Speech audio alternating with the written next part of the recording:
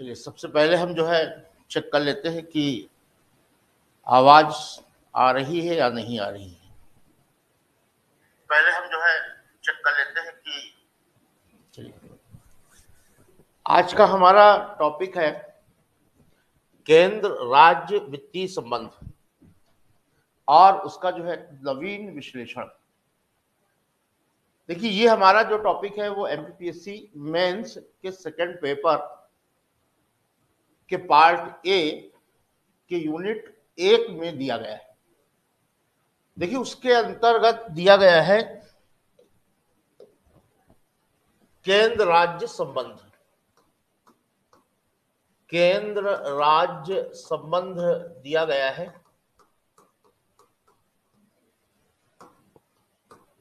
और केंद्र राज्य संबंधों को जब हम देखते हैं तो ये 3 प्रकार के होते हैं। एक तो विधायी संबंध। देखिए, विधायी संबंध का मतलब होता है कानून बनाने से संबंधित संबंध, विधि बनाने से संबंधित संबंध।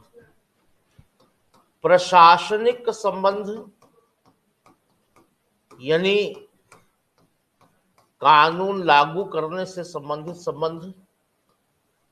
और तीसरा होता है वित्तीय संबंध, है ना, फाइनेंशियल रिलेशन। तो इस क्लास में हम केंद्र राज्य वित्तीय संबंध पढ़ने जा रहे हैं। देखिए, बहुत महत्वपूर्ण टॉपिक है और ऐसा अनुमान है कि इस बार की एग्जामिनेशन में इसे पूछा जाना चाहिए। देखिए, केंद्र राज्य विधायी संबंध पूछा जा चुका है, प्रशासनिक संबंध भी पूछा जा चुका है, वित्तीय संबंध भी पूछा जाता रहा है। क्योंकि वर्तमान संदर्भों में हम देखते हैं कि वित्तीय संबंध में कई उतार चढ़ाव रहे हैं। देखिए, वित्त को लेकर केंद्र और राज्यों के बीच एक टसल भी चलती रहती है,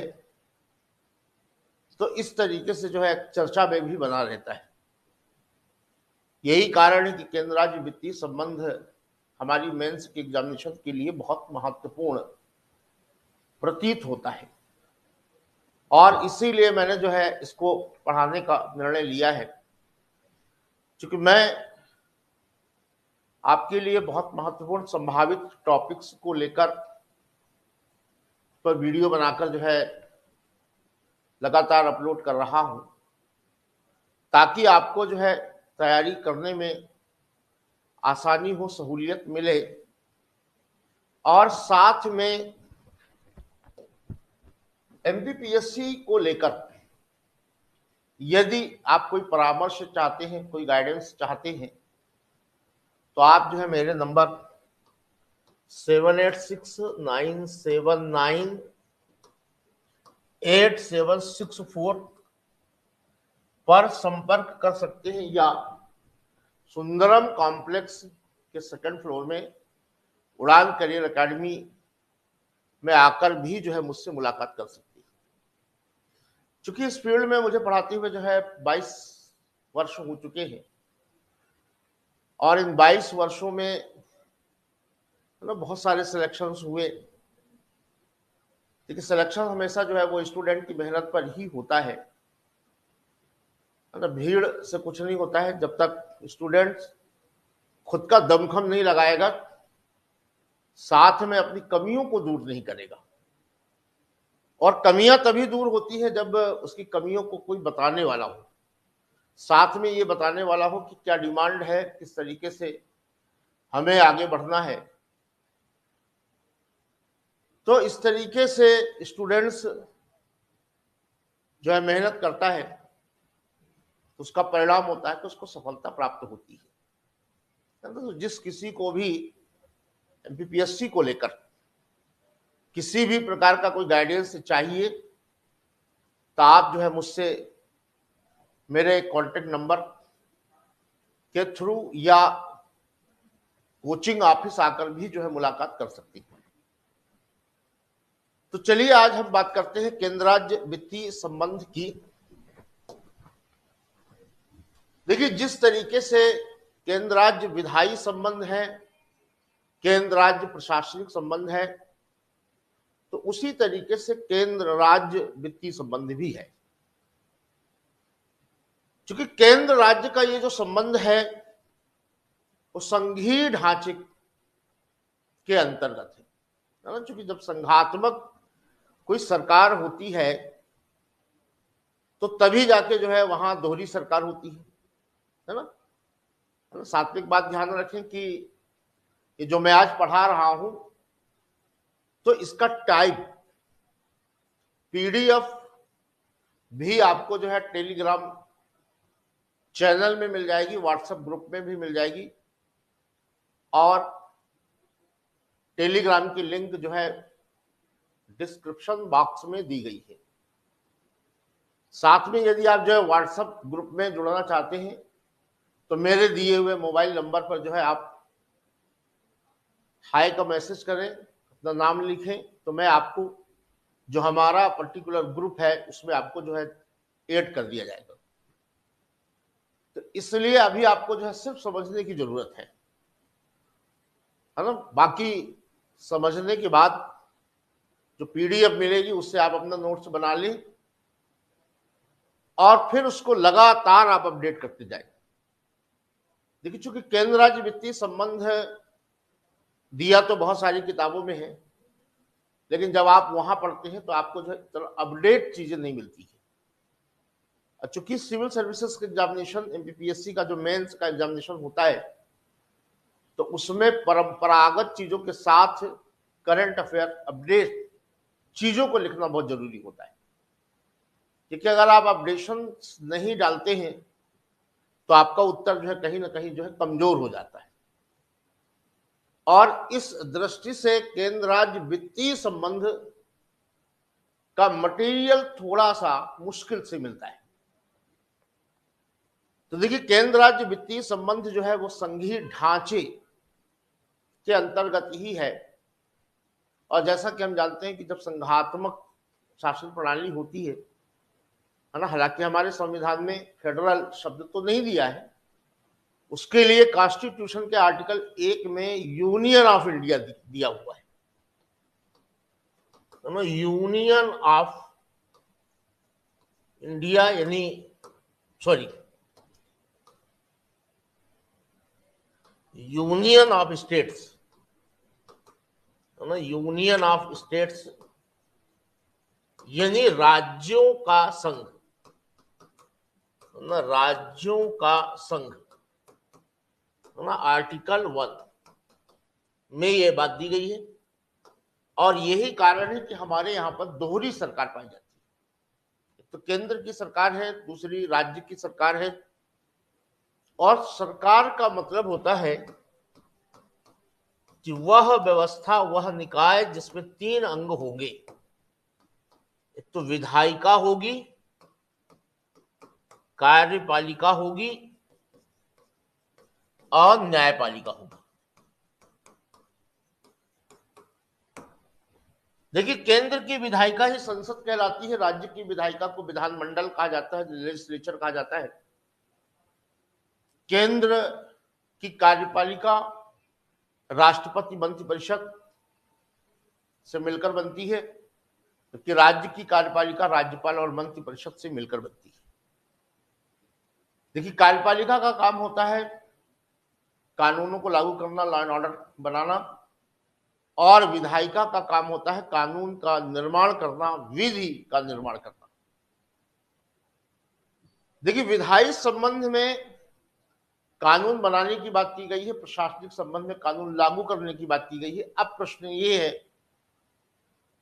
कि इन सब कामों में जो खर्च होता है तो उसके लिए पैसा कहां से आएगा? तो सीधी सी बात है कि केंद्र राज्य वित्तीय संबंध का मतलब है राजस्व संग्रहण, राजस्व संग्रहण यानी रेवेन्यू का कलेक्शन और उसका व्यय और उसके खर्च करने का अधिकार। मतलब पैसा पाना और पैसे का उपभोग करना, उपयोग करना, यह बात ही जो है वित्तीय संबंध कहलाता है। अब प्रश्न ये है कि केंद्र को पैसा कहां से मिलेगा, कैसे वो जो है पैसे का कलेक्शन होगा, कैसे वो खर्च करेगा, और उसी तरीके से राज्य को जो है कैसे पैसा मिलेगा। जैसे हमारा मध्य प्रदेश राज्य, तो मध्य प्रदेश राज्य को पैसा कहां से मिलेगा, कैसे वो खर्च करेगा, तो यह पूरी बातचीत ही जो है केंद्र राज्य वित्तीय संबंध के अंतर्गत वर्णित की गई है। देखिए ये जो रिलेशन है तो वो संविधान में दिया गया है ना, इंडियन कॉन्स्टिट्यूशन में दिया गया है। लेकिन केंद्र राज्य वित्तीय संबंधों का जो निर्धारण है वो सिर्फ संविधान से ही नहीं होता है, वो संविधान प्लस व्यवहारिक पहलू है ना, कुछ ऐसी संस्थाएं भी हैं, कुछ ऐसी बातचीत भी है जिनका उल्लेख हमारे संविधान में नहीं भी है, जैसे नीति आयोग है, उसकी सिफारिश पर भी जो है पैसा राज्यों के पास जाता है। अब नीति आयोग जो है उसका वर्णन संविधान में तो नहीं है। केंद्र सरकार बहुत सारी योजनाएं चलाता है, उसके थ्रू भी जो है राज्यों के पास पैसा जाता है, राज्यों को मदद मिलती है। तो इस तरीके से हम देखते हैं कि केंद्र राज्य वित्तीय संबंधों का जो निर्धारण है वो संविधान और व्यवहारिक पहलू दोनों को मिलाकर होता है। यानी जब भी आपसे जो है केंद्र राज्य वित्तीय संबंध पूछा जाएगा तो आपको ध्यान रखना है कि दोनों ही बातें आपको लिखनी है। सिर्फ संविधान में लिखी बातों का वर्णन ही केंद्र राज्य वित्तीय संबंधों की संपूर्ण व्याख्या नहीं है। देखिए अब एक एक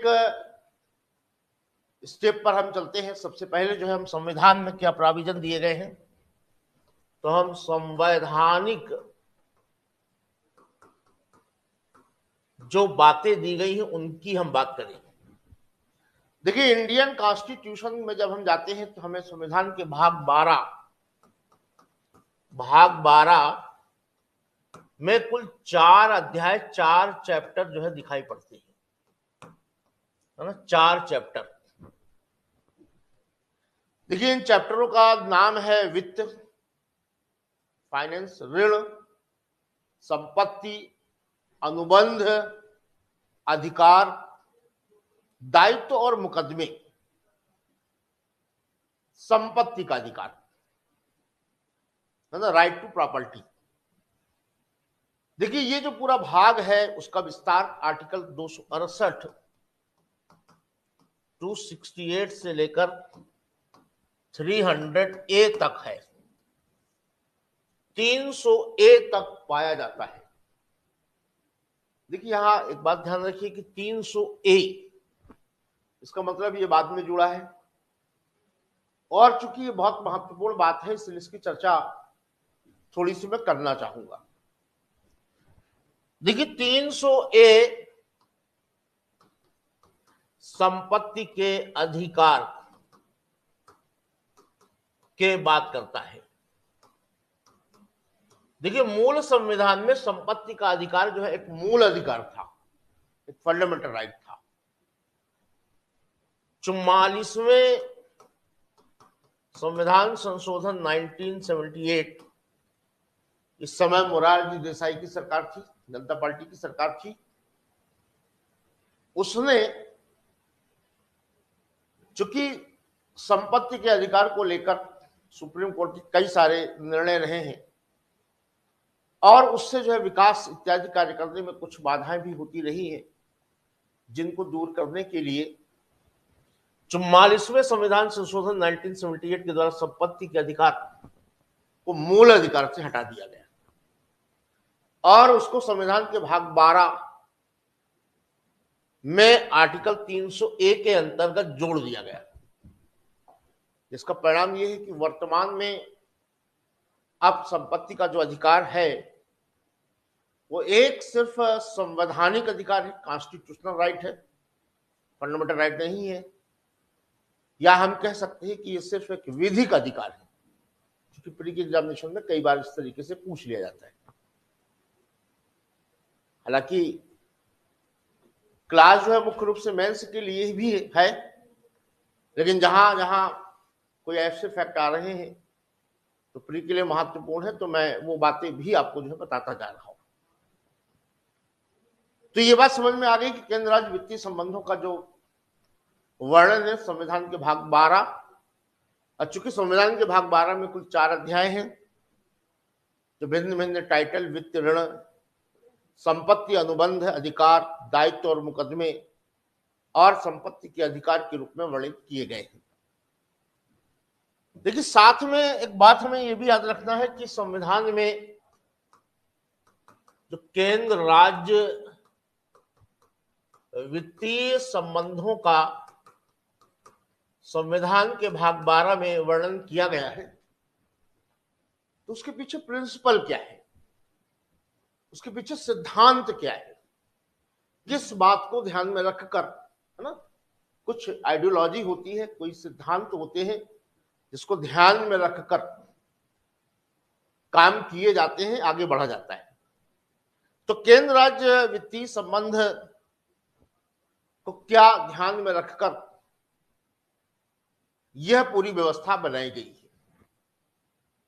तो देखिए, केंद्र राज्य वित्तीय संबंधों को बनाते समय जो मुख्य रूप से बातें ध्यान में रखी गई हैं, तो कार्य क्षमता,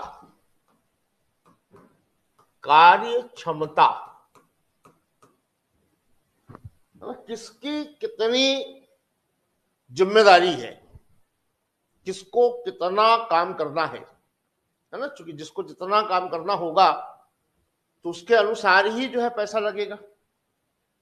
भाई, एक बंदा है जिसको ऑफिस में बैठ के काम करना है, एक बंदा है जिसको फील्ड वर्क काम करना है, तो दोनों के खर्च में फर्क होगा। तो केंद्र राज्य वित्तीय संबंधों को डिसाइड करते समय एक तो सबसे महत्वपूर्ण बात दिखेगी कार्य क्षमता, दूसरी बात यह है पर्याप्तता।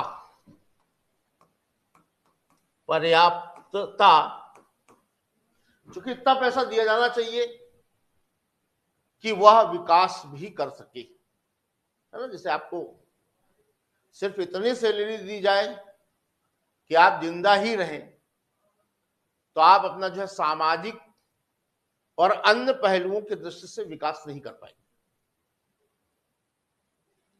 और जब आपको पैसे ज्यादा दिए जाएंगे तो आप अन्य पहलुओं को भी जो है पूरा करेंगे, जिसमें मनोरंजन भी शामिल है, जिसमें रिश्ते नाते निभाना भी शामिल है, जिसमें दान और धर्म भी शामिल है ना। तो उसी तरीके से केंद्र राज्य संबंधों में वित्त को ध्यान को देते समय यह भी ध्यान रखा गया पर्याप्तता। और पर्याप्तता का मतलब है कि विकास का एक निश्चित मापदंड वो प्राप्त कर सके, वो तय कर सके। और उपयुक्तता,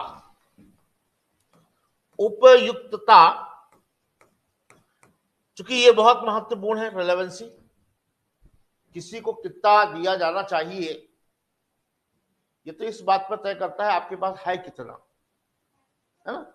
कई बार आवश्यकताएं तो बहुत सारी होती हैं, लेकिन जब होते ही नहीं है तो जितना है उसमें से कितना दिया जाए, तो इसको हम कहते हैं जो है उपयुक्तता। तो देखिए, केंद्र राज्य वित्तीय संबंध के निर्धारण में 3 महत्वपूर्ण बातों का ध्यान में रखा गया है, कार्य क्षमता, पर्याप्तता और उपयुक्तता। और इन 3 बातों को ध्यान में रखकर संविधान के भाग 12 में यह व्यवस्था दी गई है। देखिए, अब संविधान के भाग 12 में वित्तीय वितरण यानी फाइनेंस का जो डिस्ट्रीब्यूशन है वो कैसे किया जाए, तो उसके तरीके पर वर्णन किया गया, उसके साधन पर वर्णन किया गया है,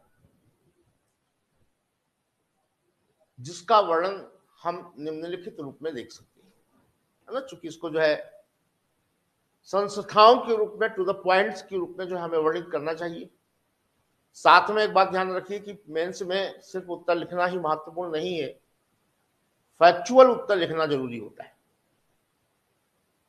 बेहतर तरीके से लिखना जरूरी होता है।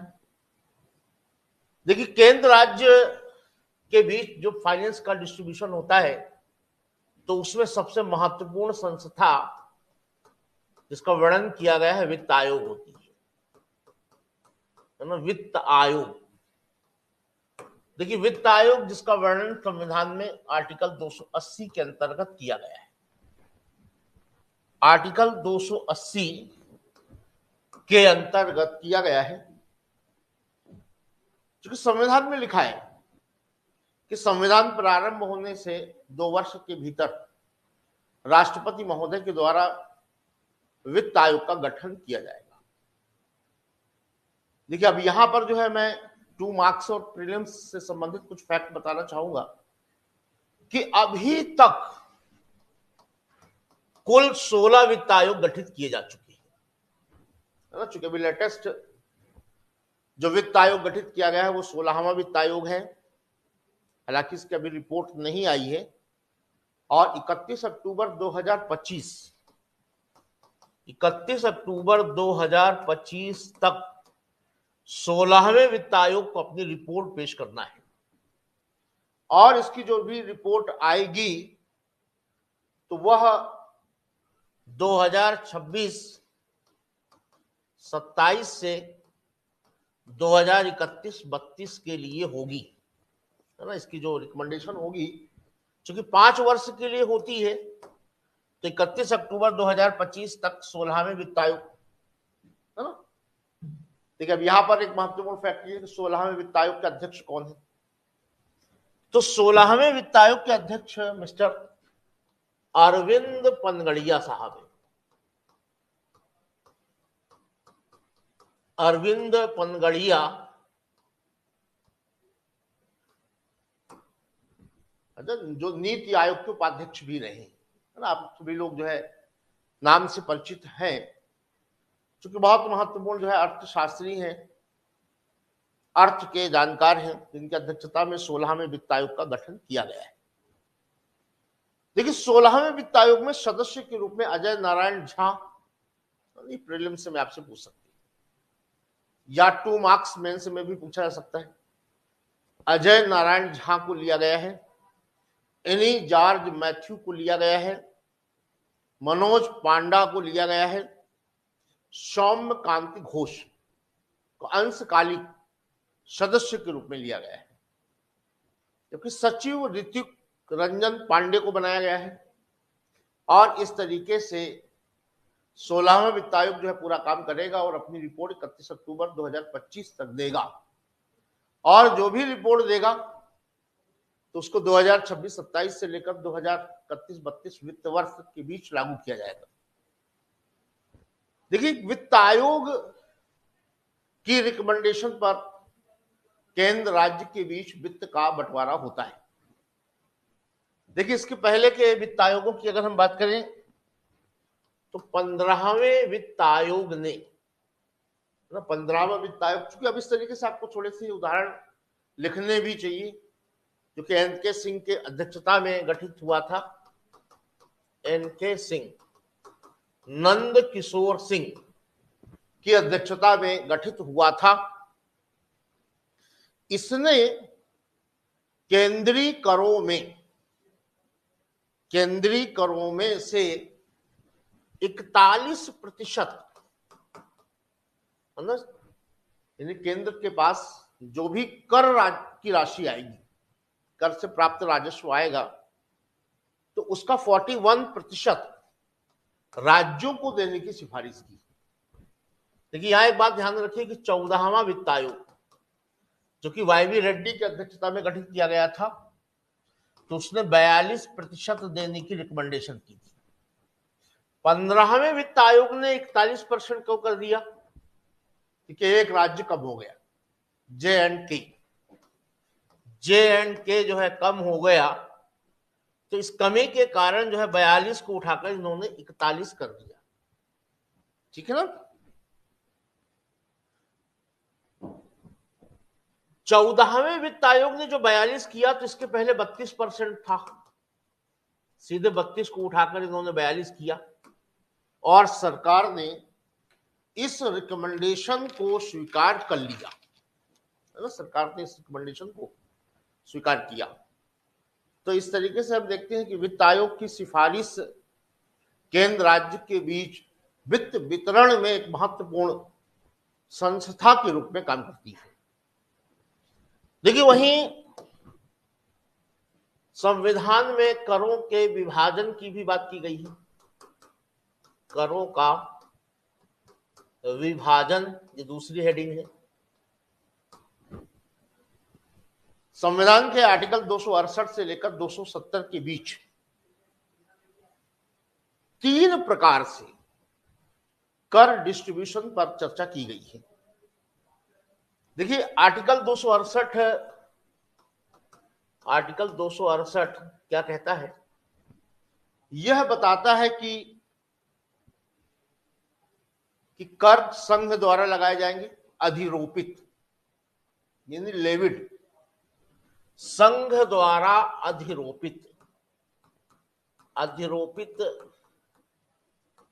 अधिरोपित को इंग्लिश में लेविड कहा जाता है, यानी लगाया जाना। वे कर जो संघ द्वारा लगाए जाएंगे लेकिन राज्य संग्रहित करेंगे, राज्य द्वारा संग्रहित, यानी रेवेन्यू कौन कलेक्ट करेगा? राज्य करेगा। और विनियोजित मतलब खर्च करना, अप्रोप्रिएट करना, राज्य द्वारा विनियोजित, ऐसे कर होंगे। आर्टिकल 268 संघ द्वारा लगाए गए, राज्य द्वारा संग्रहित और राज्य द्वारा विनियोजित किए जाने वाले कर। ठीक है भाई, इसके अंतर्गत कौन से कर आते हैं? तो डाक टिकट शुल्क, डाक टिकट शुल्क, स्टाम्प ड्यूटी, स्टॉक एक्सचेंज एवं फ्यूचर मार्केट, है ना, स्टॉक एक्सचेंज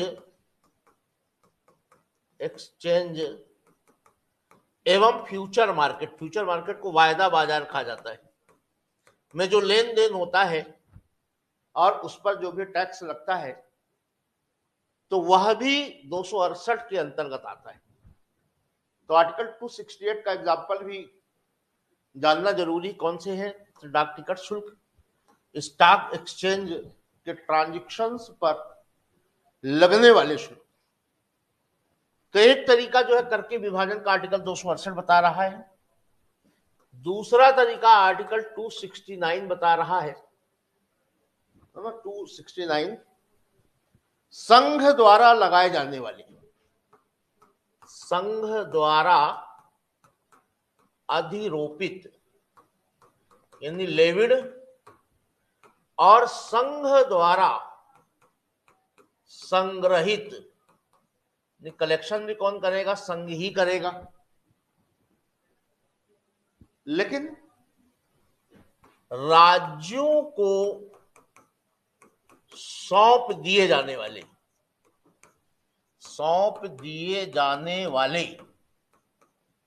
है ना, ये बात देखिए 268 से अलग है। संघ द्वारा अधिरोपित, संघ द्वारा संग्रहित, और देख इसको दिया जाएगा राज्यों को। इसमें एक बात ध्यान रखना कि संघ जब इसको जो संग्रहित करेगा और कलेक्शन करने में जो भी उसको खर्च आएगा तो खर्च काटकर जो नेट कलेक्शन बचेगा वही राज्यों को दे दिया जाएगा। देखिए, इसके अंतर्गत क्या आता है? IGST, अंतरराज्यीय व्यापार पर जब जीएसटी लगता है तो वह इस तरीके से राज्यों को दे दिया जाएगा। ठीक है ना। तीसरा है आर्टिकल 270। देखिए, आर्टिकल 270 में कहा गया है संघ और राज्यों के बीच लगाए गए और वितरित किए गए कर। संघ और राज्यों के बीच लगाए गए, है ना, संघ और राज्य के बीच लगाए गए और वितरित किए गए कर, और वितरित किए गए कर, और यही कर मुख्य रूप से वित्त आयोग की रिकमेंडेशन पर डिस्ट्रीब्यूट होते हैं। देखिए आर्टिकल 268, 269 में दिए गए करों को डिस्ट्रीब्यूट करने की कोई जरूरत ही नहीं है, वहां तो सीधे दिया हुआ है। यही जो है कोई रेशो बताने की जरूरत पड़ेगी, कोई सिद्धांत तो बताने की जरूरत पड़ेगी, और उसके लिए संविधान में आर्टिकल 280 में वित्त आयोग की व्यवस्था की गई है। देखिए इसके अंतर्गत एग्जाम्पल में हम जाएं तो आयकर, इनकम टैक्स, CGST जिससे जो है केंद्र को पैसा मिलता है। अब इस तरीके से केंद्र के पास जो पैसा होगा तो वह किस रेशो में या किस तरीके से राज्यों को दिया जाएगा, तो इस पर जो है चर्चा की जाएगी। तो देखिए 3 तरीके हैं जिससे जो है करों का केंद्र राज्यों के बीच डिस्ट्रीब्यूशन किया जाता है, विभाजन किया जाता है। देखिए अब एक तरीका वह भी है अनुदान, अनुदान यानी ग्रांट। देखिए अनुदान, ग्रांट, देखिए इसका वर्णन संविधान के आर्टिकल 275 में दिया गया है ना, 275 में दिया गया है। देखिए हम देखते हैं कि केंद्र सरकार कुछ विशेष परिस्थितियों में राज्यों को अनुदान प्रदान करती है, जैसे प्राकृतिक आपदा है, कोई विशेष परियोजनाएं हैं, जैसे हम देखते हैं बुंदेलखंड पैकेज, कुछ पिछड़े राज्य हैं, जैसे हम देखते हैं आकांक्षी जिला विकास कार्यक्रम चल रहा है। तो इस तरीके से कुछ विशेष परिस्थितियों के अंतर्गत केंद्र राज्यों को, है ना, केंद्र राज्यों को अनुदान देता है। हालांकि ये बहुत समस्या से घिरा रहा है, क्योंकि सामान्य रूप से देखा जाता है कि अनुदान जो है वो राजनीतिक रंग लेता है। अब केंद्र को देना है, किस राज्य को देना है, कितना देना है, ये उसकी मर्जी का खेल है ना, ये उसकी मर्जी का खेल है। अब बीजेपी की सरकार केंद्र में है और मान लीजिए कांग्रेस की सरकार जो है राज्य में है, थोड़ी दिक्कत होगी।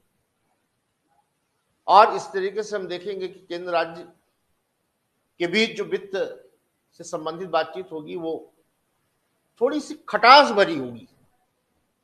लेकिन जब केंद्र में बीजेपी की सरकार और किसी राज्य में बीजेपी की सरकार है तो वहां जो है ये संबंध मधुर होंगे, और इसी को ही वर्तमान में डबल इंजन की सरकार कहा गया है ना। डबल इंजन की सरकार, जो एक ही दिशा में गाड़ी को खींच रहे हैं लेकिन अलग अलग पार्टियों की सरकार है, तो डबल इंजन तो है लेकिन वो विपरीत दिशा में जो है गाड़ी को खींच रहे हैं। एक इस दिशा में खींचेगा, एक इस दिशा में खींचेगा, इसका परिणाम क्या होगा आप खुद ही जो है समझ सकते हैं। तो संविधान में मूल रूप से ये बातें दी गई हैं जिसके थ्रू जो है केंद्र राज्य के बीच वित्त का वितरण होता है, वित्तीय संबंध तय होता है।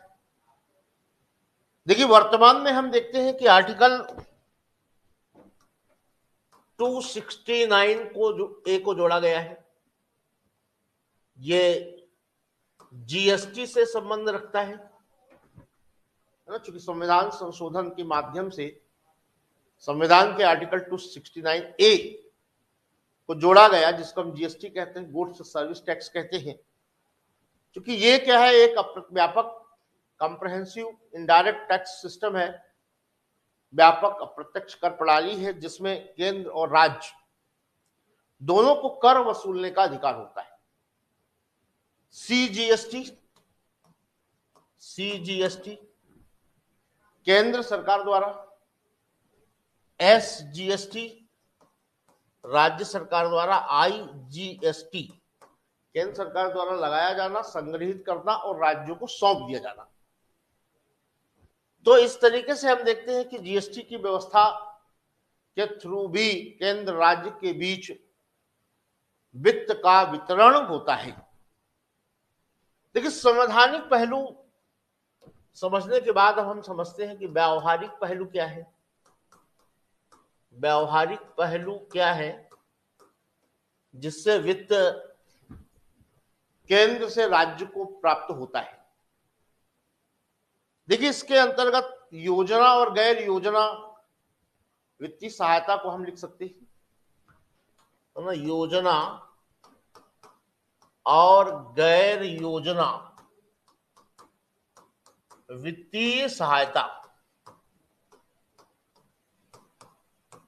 देखिए, योजना के अंतर्गत जब हम बात करते हैं तो दो प्रकार की योजनाएं होती हैं। एक तो केंद्र प्रायोजित योजनाएं, केंद्र प्रायोजित योजनाएं। देखिए, ये क्या है?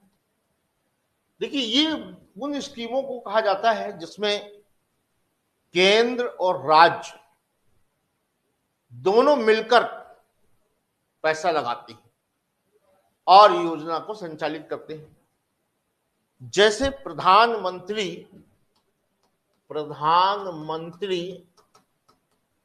ग्राम सड़क योजना,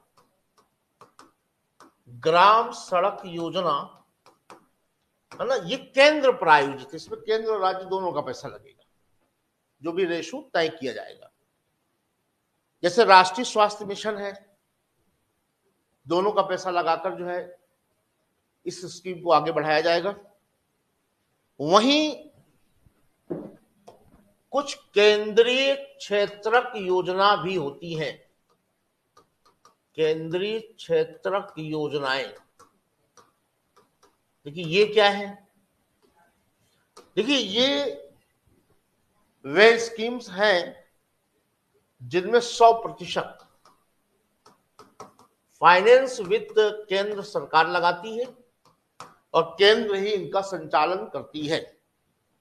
जैसे प्रधानमंत्री जन धन योजना, मतलब प्रधानमंत्री जन धन योजना,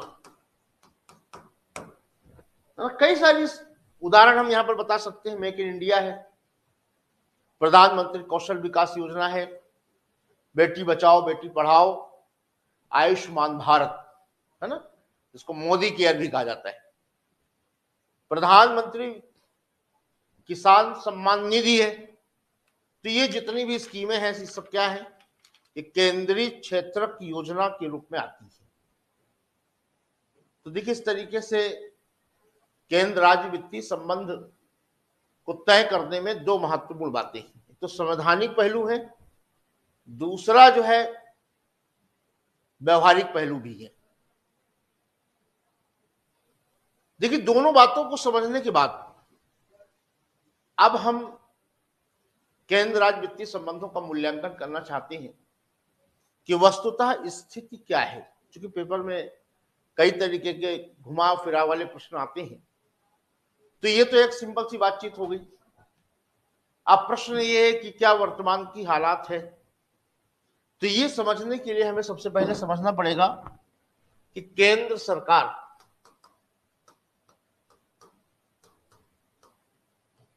के राजस्व स्रोत क्या है, यानी केंद्र सरकार को कहां कहां से कमाई होती है, कहां कहां से उसके पास जो है पैसा आता है। तो देखिए, केंद्र सरकार के जो राजस्व स्रोत हैं तो उनको हम दो भागों में ही बांट सकते हैं, कर राजस्व एवं गैर कर राजस्व। देखिए, कर राजस्व का मतलब है जो टैक्स से आता है, क्योंकि टैक्स दो प्रकार के होते हैं, प्रत्यक्ष कर और अप्रत्यक्ष कर। देखिए, केंद्र सरकार को प्रत्यक्ष कर के अंतर्गत आयकर और निगम कर, आयकर, निगम कर, है ना, कारपोरेट टैक्स से पैसा प्राप्त होता है। इनडायरेक्ट टैक्स के अंतर्गत जीएसटी है, कस्टम ड्यूटी है, सेंट्रल एक्साइज ड्यूटी है, इससे पैसा प्राप्त होता है। वहीं गैर कर राजस्व के अंतर्गत ऋण, चूंकि केंद्र सरकार घरेलू ऋण भी ले सकती है, बाहर ऋण भी ले सकती है, विदेशों से भी ऋण लेती है, साथ में ब्याज से भी उसको जो है लाभ होता है ना। जैसे राज्यों को जो पैसा वो ऋण के रूप में देती है तो उसमें ब्याज मिलता है, तो उसका फायदा भी जो है केंद्र सरकार को होता है। लाभांश और लाभ, चूंकि केंद्र सरकार की भागीदारी भी कई जगह होती है तो वहां से भी जो है उसको जो है फायदे होते हैं। जैसे पीएसयू है ना, पब्लिक सेक्टर,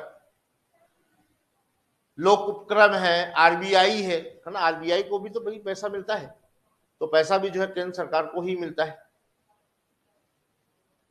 कई प्रकार के शुल्क हैं, कई प्रकार की जो है जुर्माना है, जो सर्विसेज केंद्र के द्वारा प्रोवाइड होती है तो उनकी फीस है, जैसे लाइसेंस फीस है। कई पेनाल्टीज हैं, जैसे कोर्ट फीस है, लाइसेंस फीस है। देखिए, संचार, दूरसंचार, टेलीकम्युनिकेशन से भी बहुत ज्यादा केंद्र सरकार को आय प्राप्त होती है। जैसे स्पेक्ट्रम की नीलामी से होती है, हवाई यातायात से होती है, रेल परिवहन से होती है, समुद्री परिवहन से होती है, पेट्रोलियम और खनिज संसाधन से भी जो है उनको रॉयल्टी प्राप्त होती है। साथ में वर्तमान में हम देखते हैं कि केंद्र सरकार को पैसा विनिवेश से भी मिल रहा है, विनिवेश से भी प्राप्त हो रहा है, डी इन्वेस्टमेंट। ये सरकार जो है अपनी हिस्सेदारियों को बेच रही है और उससे जो है भी पैसा इकट्ठा कर रही है। साथ में निवेश के माध्यम से भी पैसा प्राप्त होता है, जैसे पोर्टफोलियो इन्वेस्टमेंट है और कुछ अन्य स्रोत भी हैं, है ना। जैसे हम देखते हैं कि वर्तमान में अब भारत जो है रक्षा उपकरणों की जो है बिक्री भी करने लगा है। अंतरिक्ष मिशन है, उसके थ्रू भी जो है अब इंडिया को जो है कमाई होने लगी है। तो ये कुछ अन्य माध्यम है जिससे केंद्र सरकार को पैसा मिलता है। देखिए, इस लिस्ट को समझने के बाद हमें दिखाई पड़ता है कि केंद्र के पास राजस्व यानी धन प्राप्त करने के ज्यादा और बड़े साधन, ज्यादा भी और बड़े भी है। टेलीकम्युनिकेशन, स्पेक्ट्रम की नीलामी भारी भारी भारी भरकम पैसा देता है। खनिज, पेट्रोलियम से प्राप्त होने वाली आय ज्यादा पैसे वाली होती है। वहीं हम राज्यों के राजस्व स्रोत देखें, राज्यों के राजस्व स्रोत देखें, है ना, तो देखिए इसके अंतर्गत जब हम देखते हैं तो वही एक तो कर राजस्व, जिसमें दो प्रकार के होंगे। एक तो प्रत्यक्ष कर, जिसमें भू राजस्व है, लैंड रेवेन्यू है। अब वर्तमान में हम देखते हैं कि लगान बहुत कम हो चुका है। राज्य उत्पाद शुल्क जो जीएसटी में शामिल नहीं है, वाहन कर है, प्रोफेशनल कर है, और अप्रत्यक्ष कर में एसजीएसटी है, स्टाम्प ड्यूटी है, पंजीकरण है, जमीनों की जब रजिस्ट्रियां होती हैं तो उसका पैसा, बिजली शुल्क है, बाजार शुल्क है, और गैर कर राजस्व। देखिए, गैर कर राजस्व में जब हम देखते हैं तो सरकारी सेवाओं से प्राप्त आय, प्राकृतिक संसाधनों, खनिज, वन से प्राप्त रॉयल्टी, ब्याज और लाभांश। क्योंकि राज्यों को अपने काम करने के लिए जो है ऋण भी लेने पड़ते हैं। मध्य प्रदेश की सरकार आप पिछले 2 वर्षों से देख रहे हैं कि ऋण ले लेकर ही काम चल रहा है। केंद्र से प्राप्त वित्तीय सहायता, अनुदान, आर्टिकल 275, कर हस्तांतरण, केंद्र प्रायोजित योजनाओं में प्राप्त होने वाली धनराशियां। देखिए, इससे हमें दिखाई पड़ता है कि केंद्र सरकार के जो राजस्व स्रोत है उसकी तुलना में राज्यों के राजस्व स्रोत थोड़े हैं, या हम दूसरी तरफ कह सकते हैं कि उनसे मिलने वाली जो राजस्व की जो मात्रा है वो कम है। देखिए, जब इस तरीके का एक सीन हमें दिखाई पड़ेगा तो सीधी सी बात है कि दोनों के बीच में संघर्ष पैदा होगा, चुनौती पैदा होगी, और यही संघर्ष और चुनौती जो है राजनीतिक रूप ले लेती है। क्या ले लेती है? राजनीतिक रूप ले लेती है। और फिर केंद्र पैसे के लिए जो है राज्यों को परेशान करना प्रारंभ करता है। तो देखिए, केंद्र राज्य वित्तीय चुनौतियां कौन कौन सी है, चैलेंजेस कौन है, क्योंकि जब आपको जो है मूल्यांकन करना होगा तो ये सब बातें भी आपको पता होनी चाहिए। देखिए, चुनौतियों में हम देखते हैं, एक तो सबसे बड़ी बात यह है कि केंद्र के पास पैसे ज्यादा है, वहीं उसकी जिम्मेदारी कम है। क्योंकि भारत जो है वो राज्यों में ही बटा हुआ है मैक्सिमम, और हर राज्य की जो है अपनी जिम्मेदारी है। क्योंकि राज्य की ही जिम्मेदारी है कि वह शिक्षा, स्वास्थ्य, इंफ्रास्ट्रक्चर, इन सब बातों पर जो है पैसा खर्च करे। देखिए, राज्य के पास खर्च की जिम्मेदारी ज्यादा है, धन प्राप्त करने की संभावना कम है। वहीं जब हम देखते हैं कि केंद्र के पास पैसे ज्यादा हैं, लेकिन राज्यों की तरह उनके ऊपर लायबिलिटीज वैसी नहीं है, तो ये चुनौतियां जो है हमें जो दिखाई पड़ती है, तो नंबर 1 वित्तीय असंतुलन के रूप में। वित्तीय असंतुलन, पहला बिंदु हम बता ही सकते हैं कि केंद्र के पास चूंकि राजस्व प्राप्त होने के संसाधन ज्यादा हैं, राज्यों की जो राजस्व क्षमता है वो कम है, तो ये इम्बैलेंसी की कंडीशन है। दूसरी बात यह है कि वह असंतुलन है, वह असंतुलन है।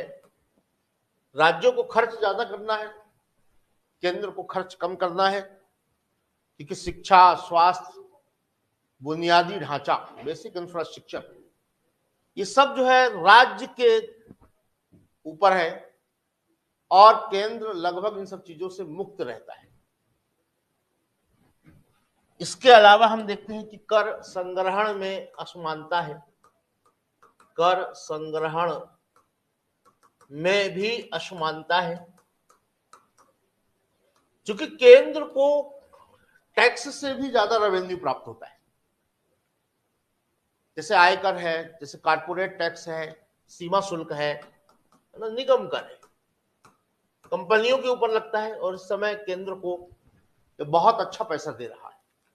ऐसे टैक्स राज्य के पास है ही नहीं। राज्य क्या करते हैं, थोड़े बड़े जो है टैक्स लगा सकते हैं, जैसे पेट्रोल पे लगा सकते हैं, एक्साइज ड्यूटी लगा सकते हैं, डीजल पे लगा सकते हैं, शराब पे लगा सकते हैं। मादक पदार्थों के ऊपर ही जो है राज्य निर्भर है। और साथ में हम देखते हैं कि शराबबंदी की भी बात होती है तो राज्यों की सांसें उखड़ने लगती है, और यही कारण है कि तमाम बुराइयां, तमाम आलोचनाओं के बावजूद भी राज्य कभी भी शराब या मादक पदार्थों को बंद करने की दिशा में कदम नहीं उठा पाते। क्यों? क्योंकि अगर बंद कर देंगे तो खर्च चलाएंगे कैसे, ये सबसे बड़ी टेंशन है उनकी। देखिए, इसके अलावा हम देखते हैं कि एक चैलेंजेस जो है अनुदान के रूप में भी होती है, अनुदान एवं राजस्व हानि।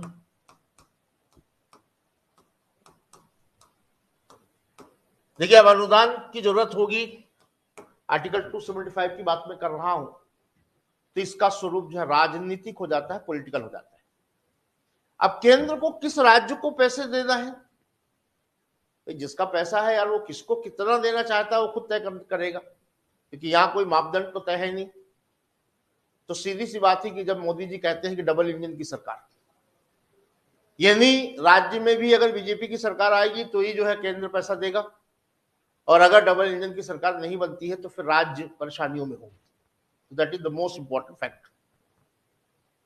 देखिए वहीं हम देखते हैं कि जब जीएसटी लागू हुआ तो राज्यों ने बहुत विरोध किया, लेकिन केंद्र ने आश्वासन दिया कि उनको जो है क्षतिपूर्ति प्रदान की जाएगी, लेकिन ये क्षतिपूर्ति सिर्फ 5 वर्ष के लिए थी। चूंकि 2017 में जीएसटी लागू हुआ और 5 वर्ष जो है जून 2022 में खत्म हो गए,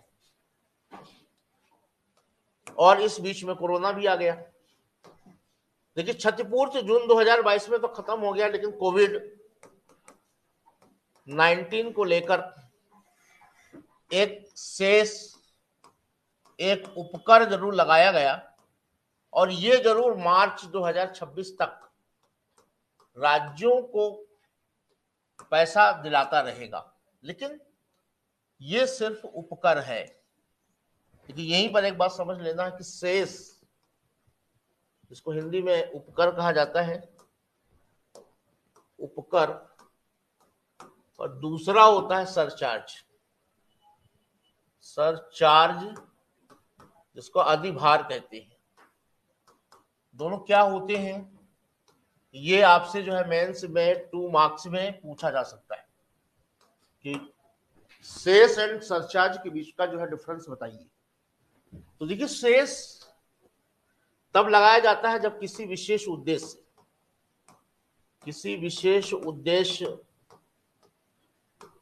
की पूर्ति के लिए राजस्व की जरूरत होती है, रेवेन्यू की जरूरत होती है। जैसे मान लीजिए शिक्षा के लिए, शिक्षा एक विशेष उद्देश्य, उसके लिए जो धन की आवश्यकता है, तो तब जो है सेस लगाया जा सकता है। जैसे हम देखते हैं कि पेट्रोल पर सेस लगा देते हैं पर्यावरण के लिए। लेकिन ये जो पैसा होगा ये सामान्य कोष में नहीं जाएगा, जनरल फंड में नहीं जाएगा, ये एक स्पेशल फंड में ही जाएगा और वहीं से ही जो है उसको खर्च किया जाएगा। सरचार्ज कब लगाया जाता है? सरचार्ज तब लगाया जाता है जब राजस्व की कमी हो जाए और धन की जरूरत हो, सरकार चल ही नहीं पा रही है। जैसे मध्य प्रदेश की सरकार है, हम देख रहे हैं कि वो चल ही नहीं पा रही है। हालांकि सरचार्ज लगाने के बाद भी उसके पास पैसे नहीं आ पाते हैं, जिसके कारण जो है उसको बार बार ऋण भी लेना पड़ता है, क्योंकि उसके पास व्यय भार बहुत ज्यादा है। तो ऐसी स्थिति में उसकी पूर्ति करने के लिए सरचार्ज जो है लगा दिया जाएगा, और ये जो है जनरल फंड, ये सामान्य कोष में ही जाएगा और ये सरकार के खर्च का एक अनिवार्य भाग बन जाएगा। तो उसी तरीके से हम देखते हैं कि जीएसटी पर जो राजस्व हानि थी वो तो खत्म हो गई जून 2020 में, लेकिन अभी भी उस पर एक शेष जरूर बाकी है, क्योंकि मार्च 2026 तक राज्यों की सहायता करता रहेगा। लेकिन उसके बावजूद भी हम देखते हैं कि राज्यों को जो है थोड़ी सी तकलीफें हो रही हैं। उधारी और ऋण दबाव है,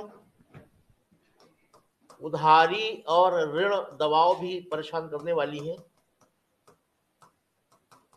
देखिए राज्य सरकारें जो है ऋण के बोझ पर चल रही हैं, उनके उधार लेने के साधन सीमित है, क्योंकि उनको जो भी उधार मिलता है उसमें केंद्र सरकार भी जो है ब्याज लेने लगती है, जबकि केंद्र सरकार बहुत सस्ते ब्याज दर पर जो है बाहरी स्रोतों से पैसा प्राप्त करती है। जैसे हम देखते हैं कि दिल्ली मेट्रो के लिए 0% ब्याज दर पर जापान से 150 वर्षों के लिए केंद्र सरकार ने पैसा ले लिया। अब इस तरीके का पैसा कभी भी जो है स्टेट गवर्नमेंट को प्राप्त नहीं होता है।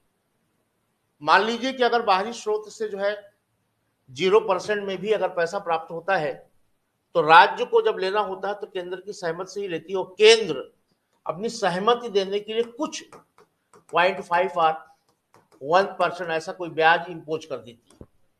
इससे राज्यों को तो पैसा देना ही पड़ेगा ब्याज के रूप में, इससे दबाव बढ़ता है और उसका परिणाम ये होता है कि उनका जो राजकोषीय घाटा है,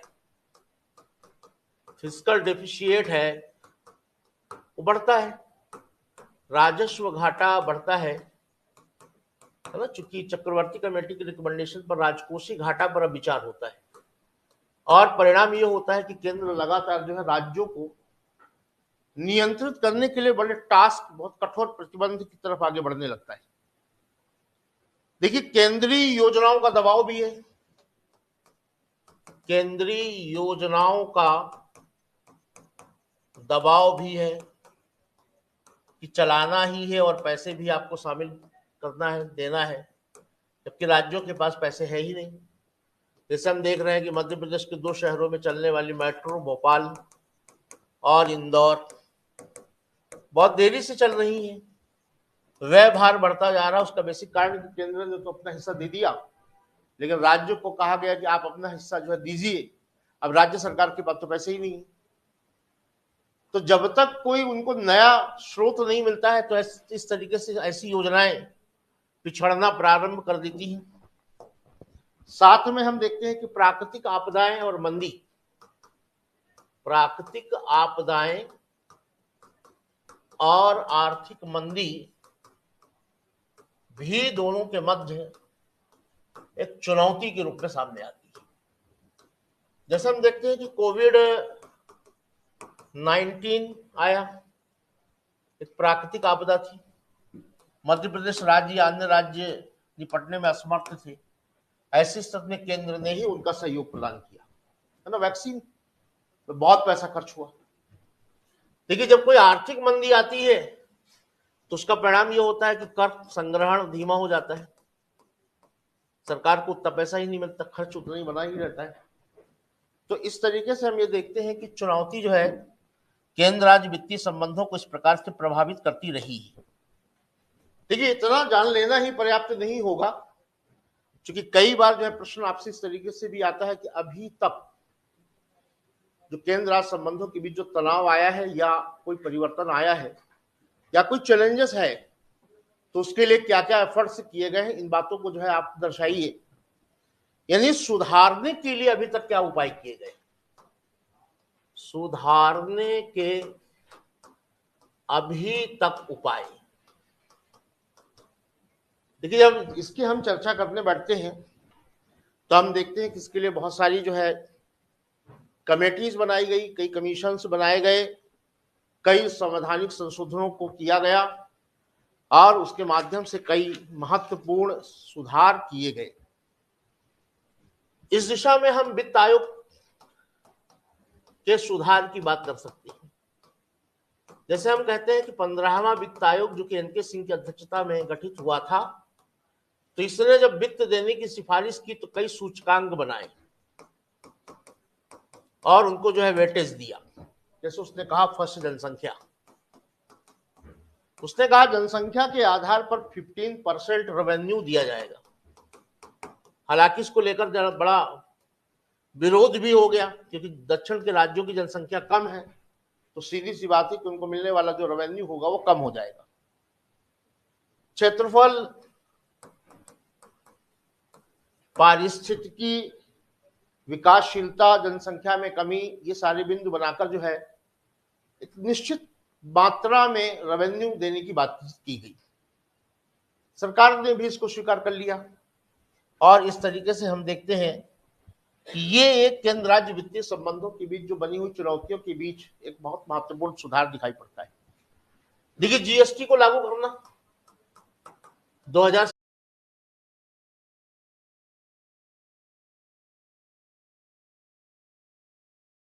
नेशन वन टैक्स की अवधारणा हमारे सामने आई, जिसने इनडायरेक्ट टैक्स को सरल बनाया। जीएसटी परिषद की बात की गई, काउंसिल की बात की गई, जिसके अध्यक्ष वित्त मंत्री केंद्र सरकार होते हैं। केंद्र और राज्य मिलकर जो है नीति तय करती है, जो विवादित मुद्दे होते हैं उन पर समाधान भी करती है। देखिए, परिणाम ये होता है कि इससे जो है ट्रांसपेरेंसी बढ़ी। देखिए, एक महत्वपूर्ण संशोधन हमें 80वें संविधान संशोधन के रूप में भी दिखाई पड़ता है। 80वें संविधान संशोधन जो कि 2000 में किया गया था और ये 10वें वित्त आयोग की सिफारिश पर था। 10वां वित्त आयोग जो कि केसी पंत की अध्यक्षता में गठित किया गया था, तो इस संशोधन के माध्यम से क्या किया गया कि केंद्रीय करों का 29% राज्यों को देना कंपलसरी कर दिया गया। कम से कम आपको जो है 29% देना ही पड़ेगा समस्त केंद्रीय करों का, जबकि उसके पहले समस्त केंद्रीय करों का हिस्सा डिवाइड करना जो है कंपलसरी नहीं था। लेकिन 80वें संविधान संशोधन ने इस तरीके की एक बात यहां पर जो है इम्पोज कर दी। देखिए, साथ में हम देखते हैं कि केंद्रीय सहायता और विशेष सहायता के रूप में भी जो है वित्तीय मदद राज्यों को दी जाती है। जैसे विशेष श्रेणी के राज्य, अब ये दर्जा भी दिया जाता है। हालांकि 14वें वित्त आयोग, इसके अध्यक्ष वाई.वी. रेड्डी थे, उन्होंने ये दर्जा समाप्त करने का रिकमेंडेशन किया और 15वें वित्त आयोग ने भी इसका समर्थन किया। देखिए, यहां तक हम देखते हैं कि कुल 12 राज्य, हालांकि जम्मू कश्मीर बनने के बाद 11 संख्या हो गई थी, को ही जो है विशेष राज्य का दर्जा मिला हुआ है। और जब किसी विशेष राज्य को दर्जा मिलता है तो 90% वित्त अनुदान के रूप में मिलता है और 10% जो है वो ऋण के रूप में मिलता है। जबकि सामान्य राज्य जो होता है उसको 60% ऋण के रूप में पैसा मिलता है और 40% अनुदान के रूप में मिलता है। यही कारण है कि वर्तमान में हम देखें तो बहुत सारे राज्य हैं, जैसे बिहार है, उड़ीसा है, राजस्थान है ना, मध्य प्रदेश भी है, सब विशेष राज्य का दर्जा पाने की कोशिश करते रहते हैं। देखिए, यहीं पर एक फैक्ट याद रखिए कि विशेष राज्य का दर्जा कब से प्रारंभ हुआ। 1969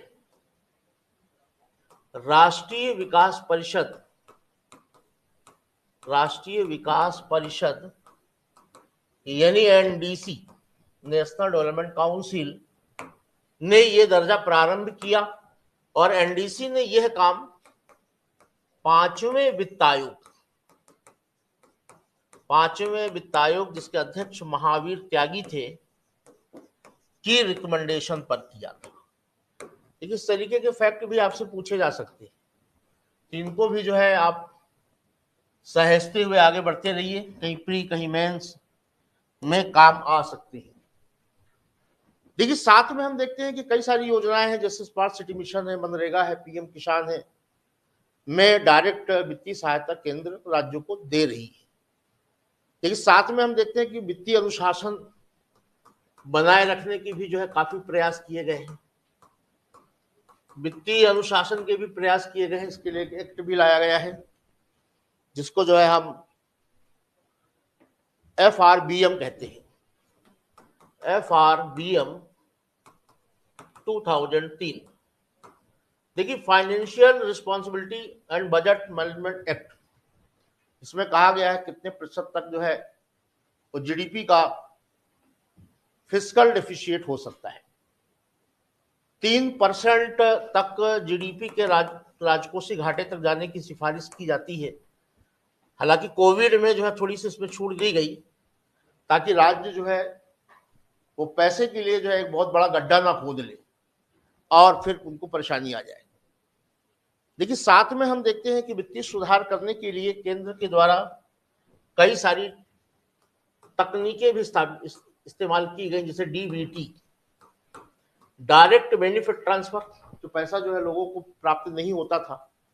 जैसा कि हमारे प्रधानमंत्री राजीव गांधी कहते थे, केंद्र से जो पैसा चलता है तो सिर्फ 15 पैसे ही जो है जनता तक पहुंचता है।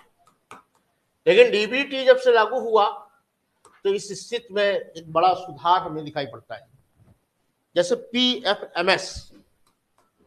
पीएफएमएस की स्थापना की गई, पब्लिक फाइनेंशियल मैनेजमेंट सिस्टम, और इसके थ्रू जो है ई पेमेंट जैसी कंडीशंस को साकार किया गया।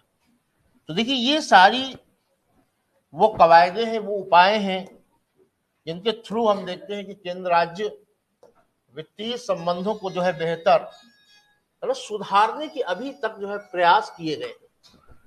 देखिए इन सब बातों को ध्यान में रखने के बाद हम निष्कर्ष के रूप में जाके ये कह सकते हैं कि चैलेंजेस तो आज भी बने हुए, ऐसा नहीं है कि चुनौतियां खत्म हो गई हैं, और चुनौतियां जो बनी हुई है वो राजनीतिक है, वो पॉलिटिकल है, दबाव की राजनीति काम करती है।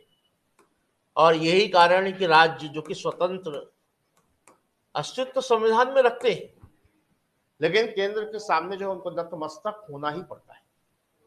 और केंद्र एक बड़े भाई के रूप में जो है रोल अदा करता है।